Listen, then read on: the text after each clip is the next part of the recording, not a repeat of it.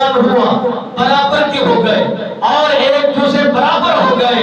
جب جوانی پکڑ گئے اور طویل عمر کی طرف روان جمع ہوئے، ہر بچے کا مال جو اس کا حق بنتا تھا وراثتی حصہ اسے لٹایا اور حکم دیا کہ مولا میں نے تیری بارگاہ میں التجا کی تھی، میرے بچے جوان ہوں گے، مال میں برکت ہوگی، اولاد میں برکت ہوگی، میرے جسم میں برکت ہوگی، ہر بچے کو دین اسلام کے لیے قربان کروں گا. میری اب ضرورت پوری ہو چکی ہے، دعائیں منظور ہو چکی ہے، آنکھوں کے سامنے میرے لال، میرے بازو، میرے جگر کے ٹکڑے تیار ہو چکے ہیں.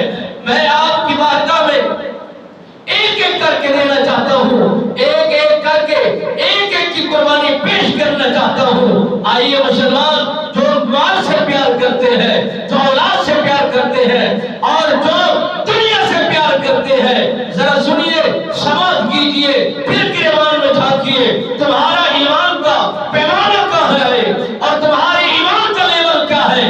میرے نبی کے غلاموں، میرے نبی کے مسکانوں، بنی اسرائیل کا وہ بادشاہ پہلے